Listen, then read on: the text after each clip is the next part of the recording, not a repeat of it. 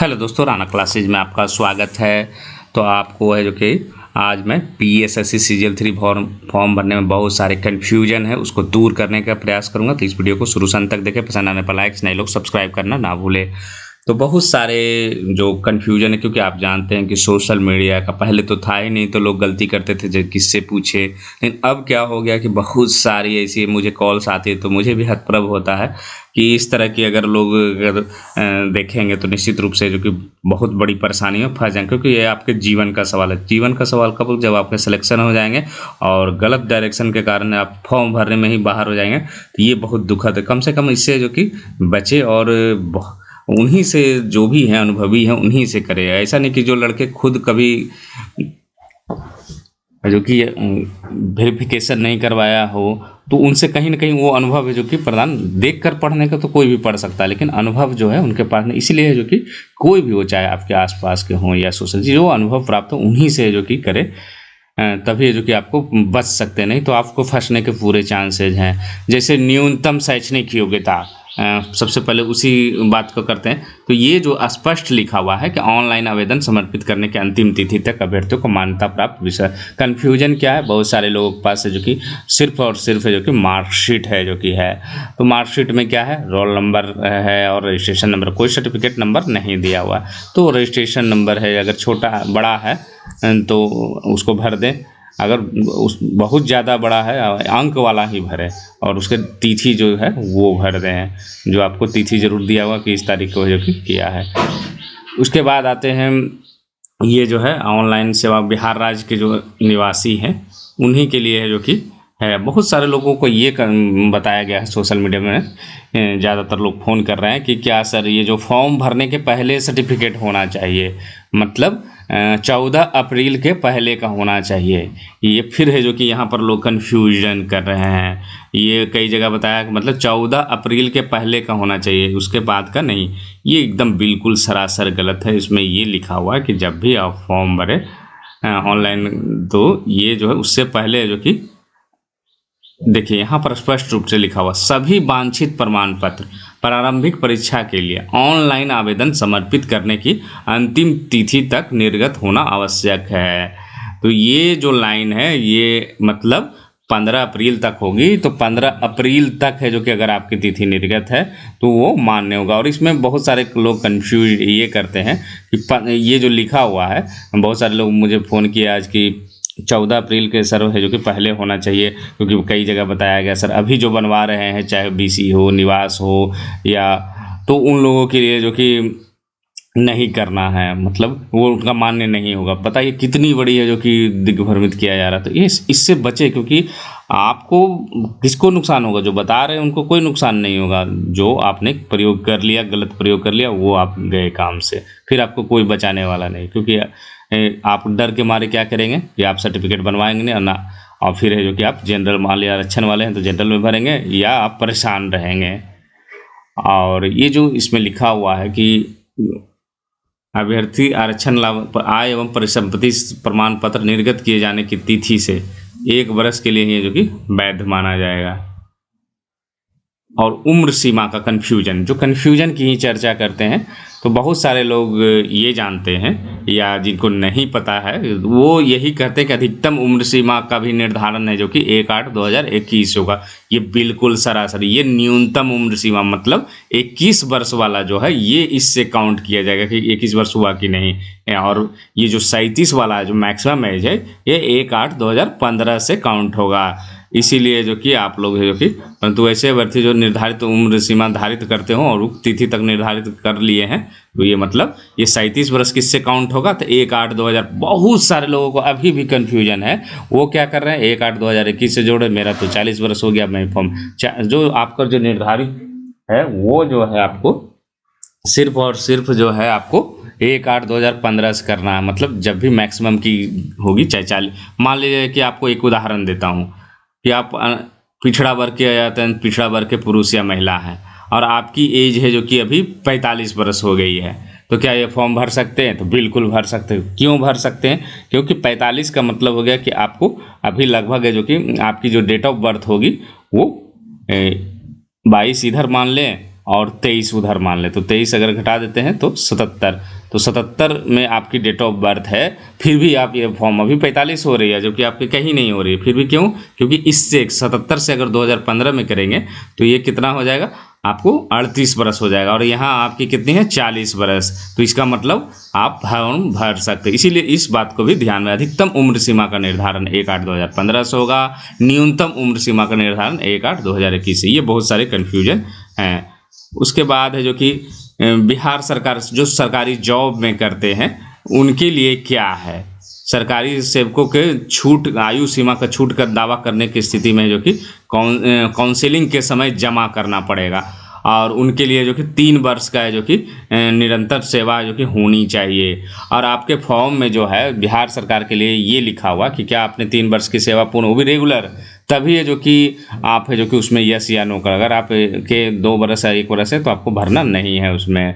तो आयु सीमा का छूट के लिए क्या नियम है कि कम से कम 3 साल की सेवा होनी चाहिए, तभी ये जो कि रहेगा। और ये जो 3 वर्ष ये जो दिया हुआ है सामान्य प्रशासन विभाग की ओर से बिहार राज्य के सरकारी सेवकों को 3 मौके जो कि दिए जाएंगे, और अफसरों की, और राज्य के सरकारी सेवकों भिन्न अभ्यर्थियों के लिए अफसरों की कोई सीमा, मतलब बिहार सरकार में आप रेगुलर सर्विस में काम कर रहे हैं तो आपको जो है 3 ही मौके जो कि दिए जाएंगे। तो ये सब जो है बहुत बड़े बड़े कन्फ्यूजन्स हैं। और आपको इस फॉर्म में क्या पूछा जा रहा है, बिहार सरकार के सेवक हैं ये नहीं पूछा है, बिहार सरकार के सेवक और 3 वर्ष सेवा पूर्ण करिए और रेगुलर सेवा नियमित रूप से करिए, तभी है जो कि आपको यस करना है, और नहीं तो फिर आपको नहीं उसमें करना। 3 वर्ष से ज़्यादा कर ले तो यस आप कर सकते हैं। उसके बाद आते हैं, और इनके लिए अलग उम्र सीमा है, जो भूतपूर्व सैनिक हैं उनके लिए। और कुछ कन्फ्यूजन्स हैं उसको मैं क्लियर करने की कोशिश करता हूँ। ये जो है आपको यहाँ पर आप देख रहे होंगे कि बहुत सारे कैंडिडेट का कि क्या जनरल को निवास प्रमाण पत्र बनाना है, तो ये आप फॉर्म को आप देख सकते हैं। ये कहाँ का है, बिहार राज्य के निवासी, यस किया हुआ। ये क्या है, जेंडर, ये मेल हो गए, और इनका जो कैटेगरी है देखते हैं ये जनरल है, मतलब जनरल के हैं और बिहार के आप मूल निवासी हैं, तो आपको निवास प्रमाण पत्र है जो कि बनाना पड़ेगा। और किनको नहीं बनाना पड़ेगा, ये तो आप अगर बिहार के मूल निवासी, स्थायी निवासी हैं तो आपको बनाना। किनको नहीं बनाना है, जो बिहार के बाहर के निवासी है, जैसे domicile of Bihar state no, तो उनको जो है आपको नहीं बनाना। देख रहे हैं ये कॉलम है जो कि खत्म हो गया है रेड कलर का। इसी से आप समझ सकते हैं कि आपको जो कि मतलब जो बिहार के बाहर राज्य के हैं मूल निवासी, उनको निवास प्रमाण पत्र भी बनाने की आवश्यकता नहीं है। ये आप देख सकते हैं, क्लियर हो गया कि निवास प्रमाण पत्र भी है जो कि उनको है जो कि बनाने की आवश्यकता नहीं है। तो ये क्लियरेशन हुआ कि निवास प्रमाण उनको बनाना है जो चाहे जनरल हो, बीसी से, जो बिहार के मूल निवासी हैं, जो बाहर के स्टेट के हैं उनके लिए जो कि अनिवार्य नहीं है, उनको बनाने की कोई आवश्यकता नहीं है। तो ये बहुत सारे कन्फ्यूजन्स थे। और महिलाओं के लिए जो कि जो बार बार कहा जा रहा है, मैं भी कर रहा हूँ कि विवाहित महिलाओं के लिए कि किन से बनेगा, ये मैंने कल भी बताया था, इसलिए बार बार बता रहा हूँ कि फिर से जो कि गलतियाँ ना करें।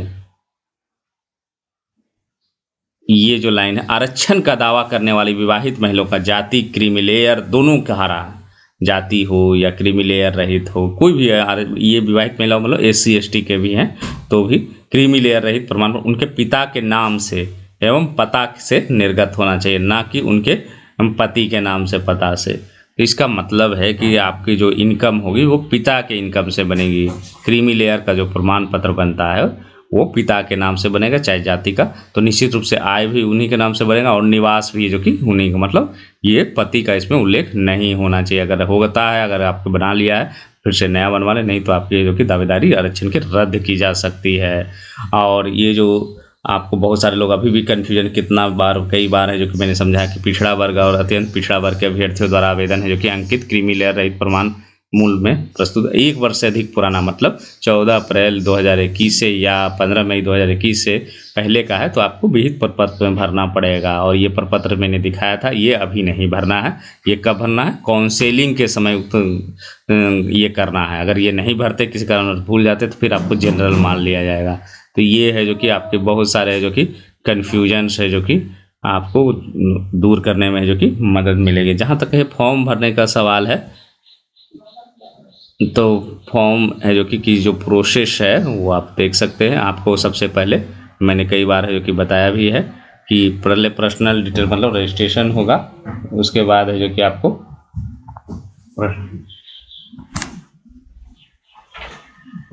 है जो कि आपको पेमेंट प्रोसेस होगा, और पेमेंट प्रोसेस डेबिट कार्ड से भी कर सकते हैं। एजुकेशनल डिटेल उसके बाद भरना है, फोटो एंड सिग्नेचर। तो ये जो है आपको ब्लैक एंड वाइट है जो कि होनी चाहिए, मतलब पीछे जो बैकग्राउंड है वो वाइट होना चाहिए। इसलिए होना चाहिए कि आपकी कम से कम, अगर जिन्होंने जो कि ये ध्यान नहीं दिया तो क्या होगा, तो कम से कम स्पष्ट पिक्चर जरूर आनी चाहिए। और सबसे पहले क्या करें, जब भी फॉर्म भरे, अगर कंप्लीट भरना है तो दो चीज़ों, पर्सनल डिटेल वाले में क्या होता है कि आपको 10 मिनट के अंदर भरना। आप अगर इसमें डिले कर देंगे तो वो फिर से दोबारा भरना पड़ेगा। अगर और क्या सावधानी बरतना है आपको, फोटो एंड सिग्नेचर है जो कि आप उसके अनुसार है जो कि आप बनवा लें, क्योंकि आपको जो है वो परेशानी हो सकता है फोटो एंड सिग्नेचर वाले पोर्शन में, क्योंकि उसमें दिया हुआ है, जिसे फोटो में दिया हुआ है 200 पिक्सल इंटू 60 पिक्सल, दोनों में दिया हुआ है आपको। सिग्नेचर में सिग्नेचर हिंदी हो या इंग्लिश हो, फोटो के लिए जो कि आपको उसमें भी दिया हुआ पिक्सल है जो कि निर्धारित किया हुआ है 230 के आसपास है। और तो उसी के अनुसार है जो कि आपको पहले है जो कि क्या करें, जब भी फॉर्म भरे तो फोटो को है जो कि पूरी तरह जो कि तैयार कर ले, फोटो और सिग्नेचर को जो कि तैयार, तभी है जो कि आपके फॉर्म कंप्लीट होगा।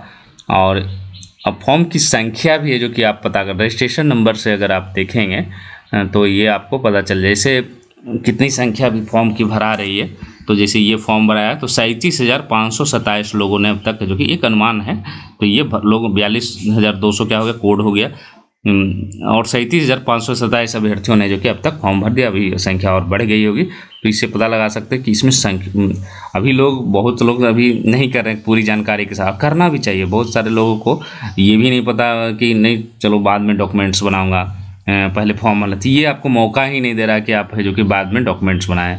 तो एक आराम है जो कि इसमें यही मिला है कि निवास प्रमाण पत्र जो है आपको बाहर के स्टेट के अभ्यर्थियों के लिए अनिवार्य नहीं है। तो इन्हीं कन्फ्यूजन है, और भी बहुत सारे कन्फ्यूजन होंगे, उसके लिए है जो कि वीडियो लाऊंगा। तो इसी के साथ धन्यवाद।